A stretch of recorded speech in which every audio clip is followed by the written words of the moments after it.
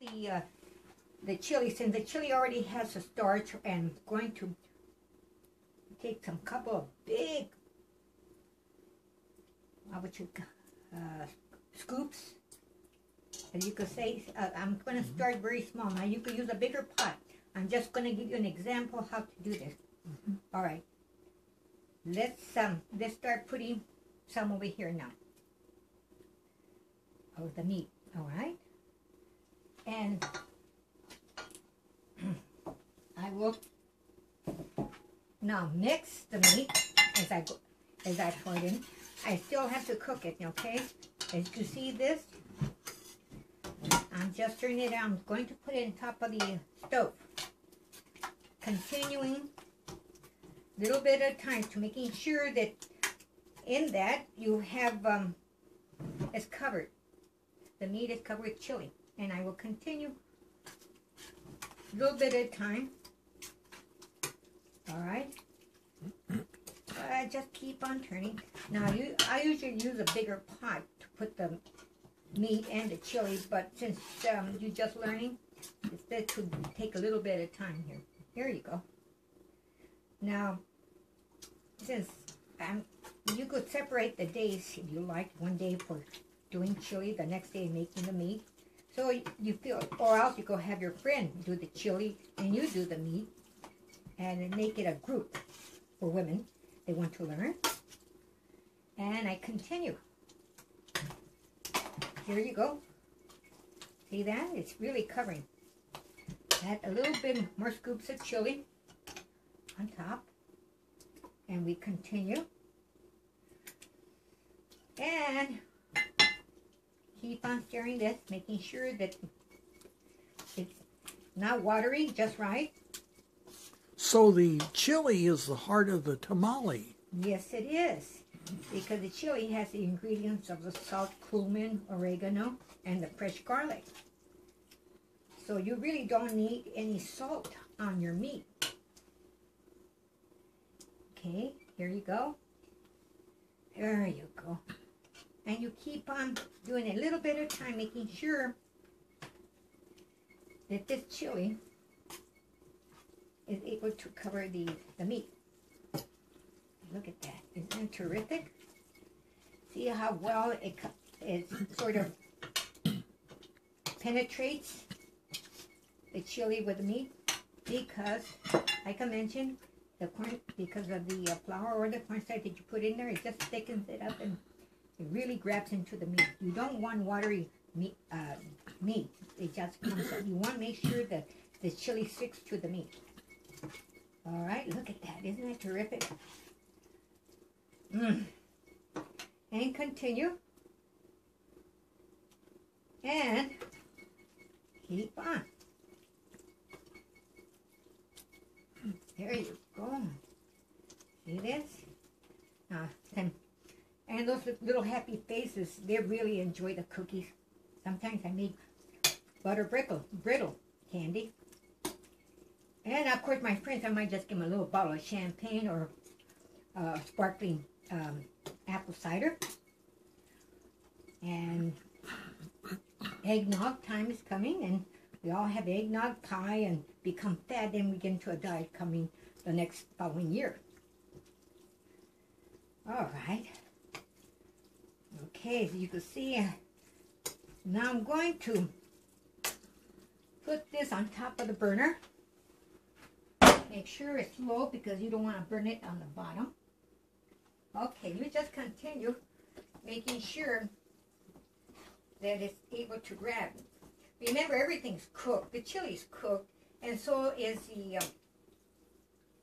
meat. So it won't take too long. You just add a little bit more.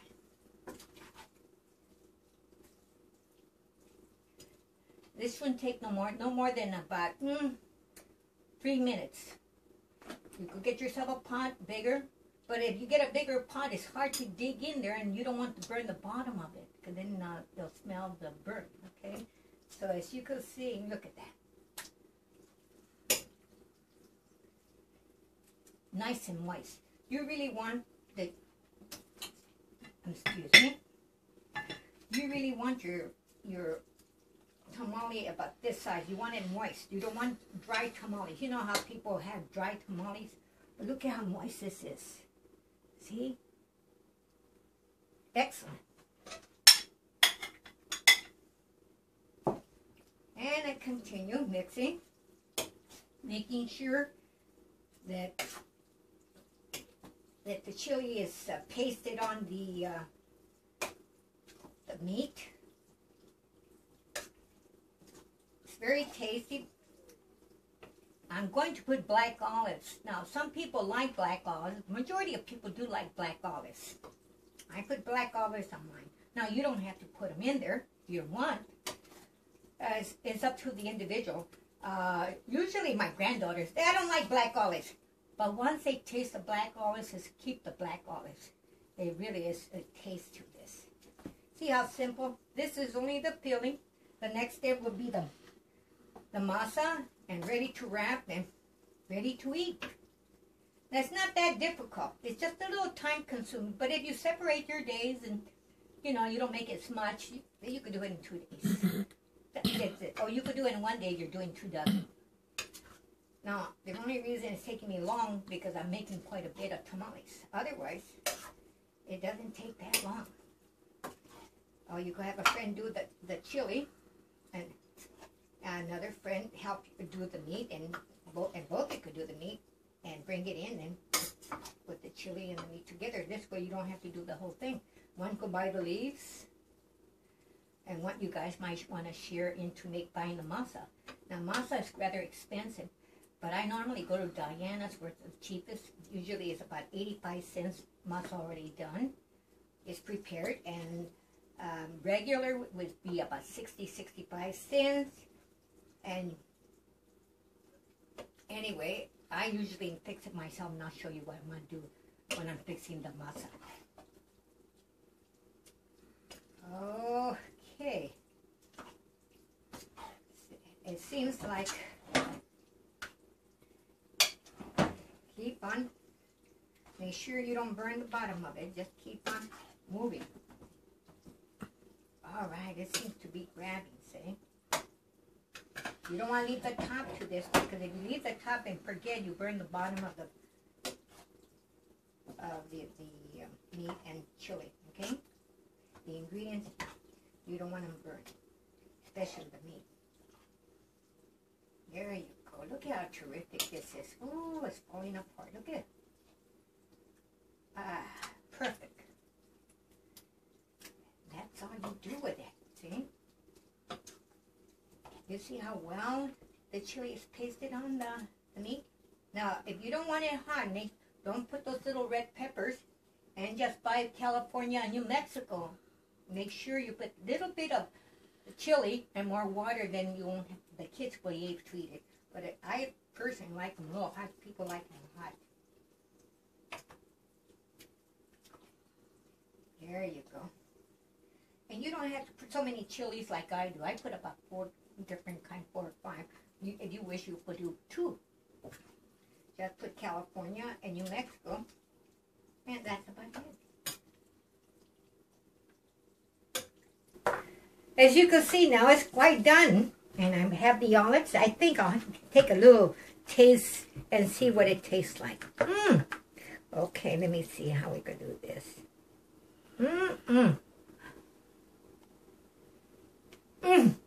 Delicious. I think you'll enjoy it. Not too hot, just right. The next step is making the corn husk. A little hot maybe. And you go to your sink, put a lot of water, and dip them with warm water. Okay? And make sure they're soft, and towel dry them. And the next step, and we're ready to fix up masa, and I'll show you how to do that. Now we're ready to do the corn husks. Now, you open the package, which I did, and check whether the corn husk has any hair. Okay, so you check it and just throw it in there. And, oh, there's a little piece there. But continue. Some corn has a lot and others don't. So let's break it up. And There you go. Let's move it. Here we go. We just slap them up one after another. Let's continue. All right. Let me see if we have any corn husks here. Okay. So far, so good. Okay. Oh, there's some pieces there. And let's continue, making sure there's no hair on the corn husk. Even if you buy some corn husk that says it has no hair, sometimes it has hair. So you have to make sure. You want to take the corn husk while it's dry. You don't want to take it while it's wet. Okay, it's harder to take it out. So continue to clean it. Okay, here we go. Check everything out and take it apart.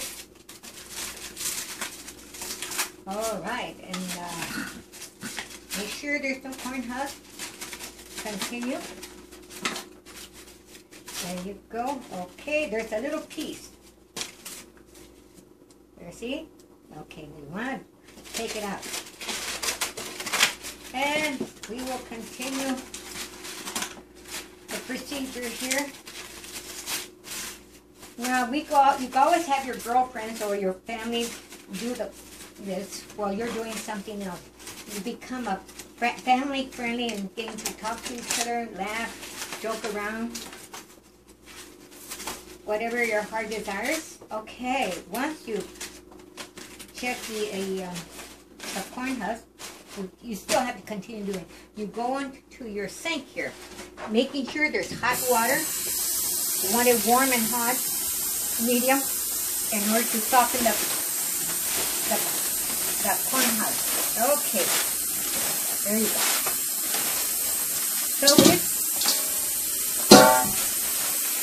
leave it soak for a while, and leave it soak. There you go. Okay, now come back here and continue putting corn husk here now. Now, here, let's check and make sure there's no hair. Okay, there you go.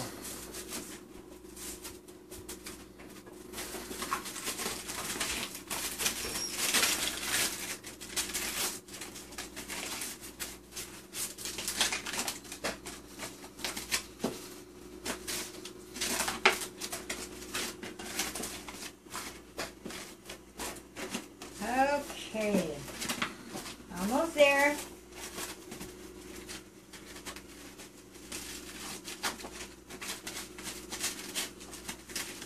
Okay, so far so good. You'll find some corn husk that does have hair, but remove it, and while it's dry. Okay, I'm very fortunate.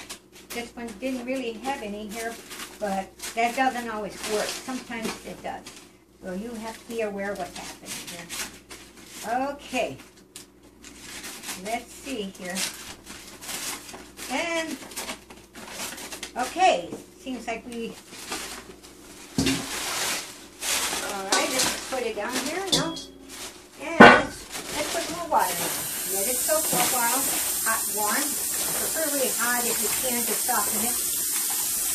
There you go. Okay, let it soak good. Okay, we have to get it ready. Okay, that's it. There you go.